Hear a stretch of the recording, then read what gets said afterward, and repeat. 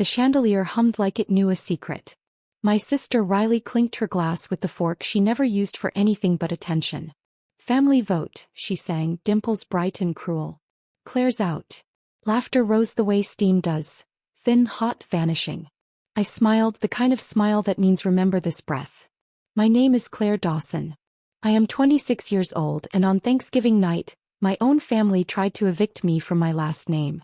Break time equals 2/. If you're watching this, drop a comment. Has your family ever turned dinner into a courtroom?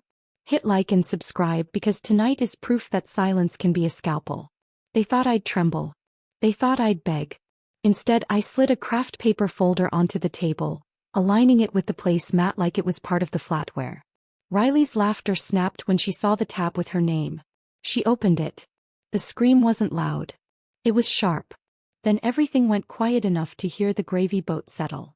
Here's the cast while we all hold our breath. Mom Catherine, wedding planner with a talent for staging apologies she never actually gives. Dad Walt, retired cop, believes respect means silence.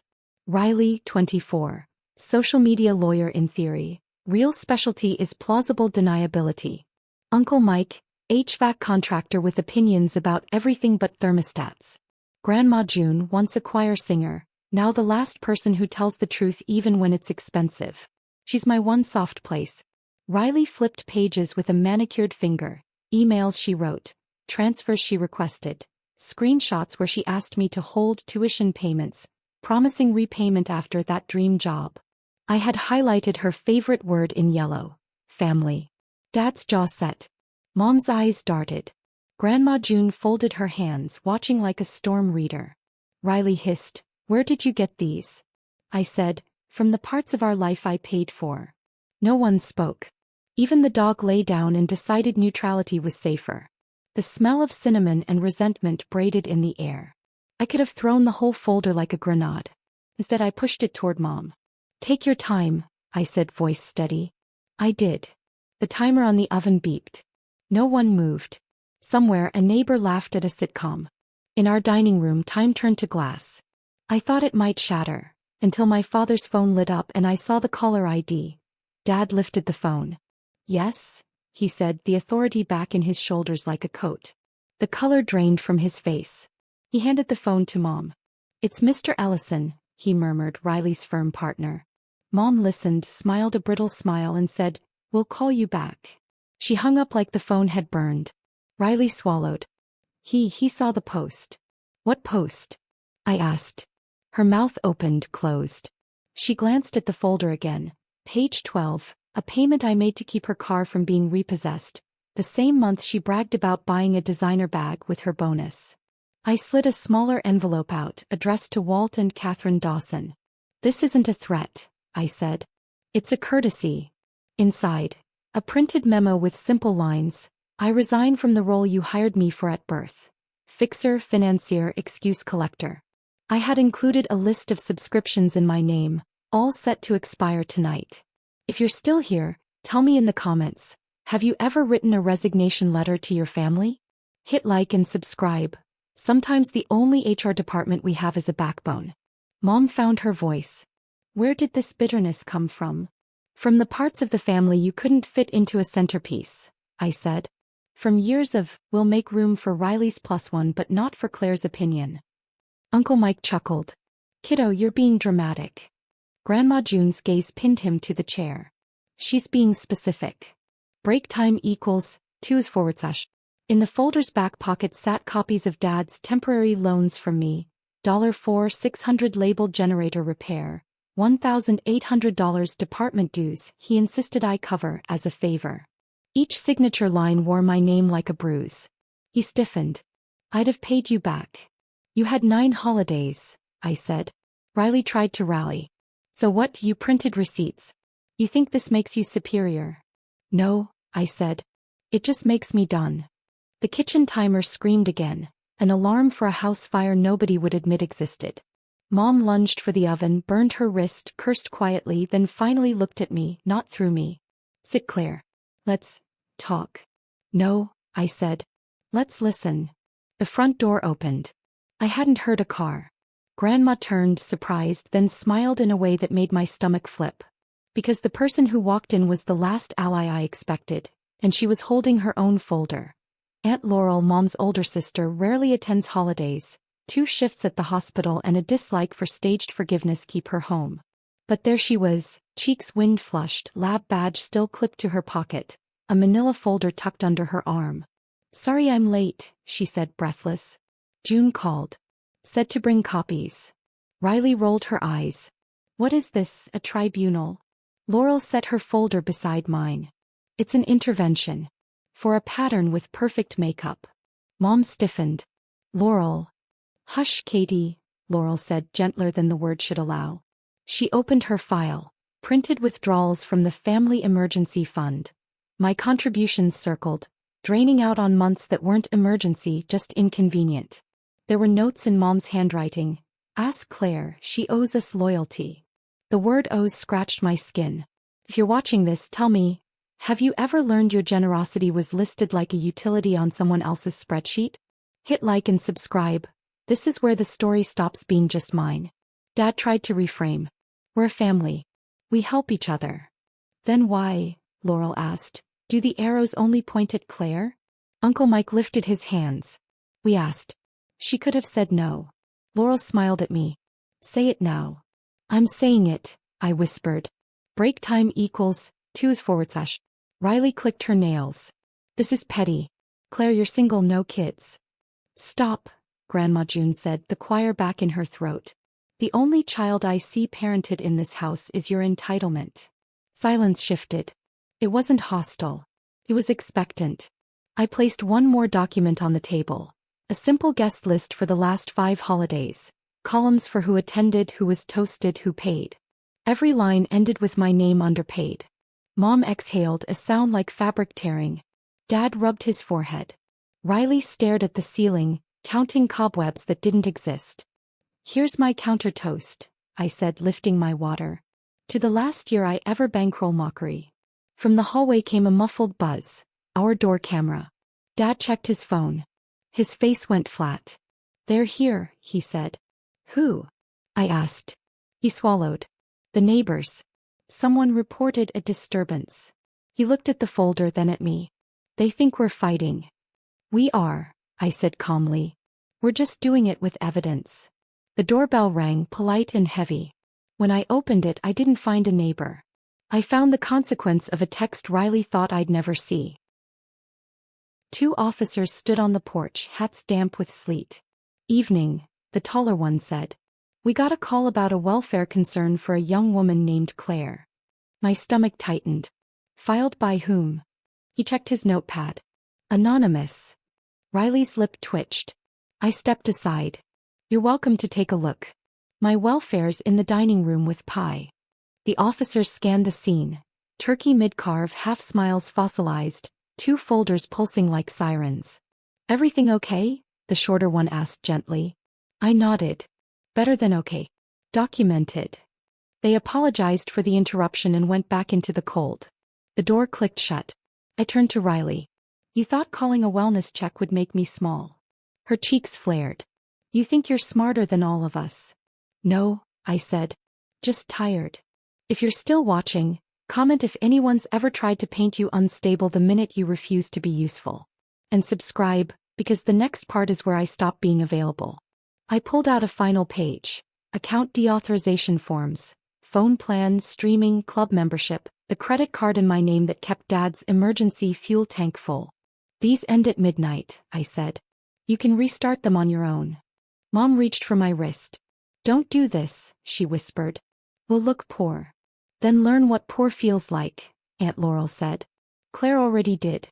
She just did it upstairs with her laptop. Break time equals 2/. Grandma June lifted herself, cane tapping rhythm. "Let me say grace," she murmured. We bowed, reluctant. "Lord, deliver us from loving without arithmetic and from counting without compassion."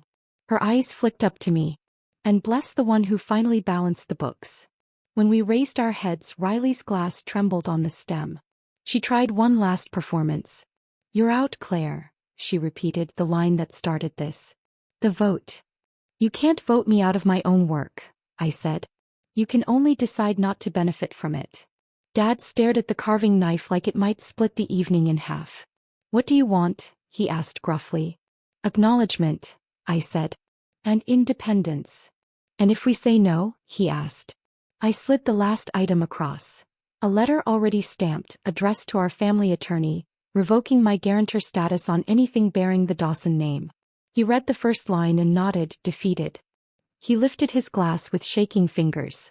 To independence, he muttered. We touched nothing. Because from the kitchen came a sound I knew. The vibration of my phone on the counter, message preview lighting the dark. It was from someone I hadn't heard from in a year, and she had receipts of her own that I stepped into the kitchen, heartbeat level. The text was from Sophie, Riley's former roommate. We used to share coffees and complaints. Then Riley turned our friendship into currency and Sophie moved out. Now, you still need proof? 3 photos time-stamped.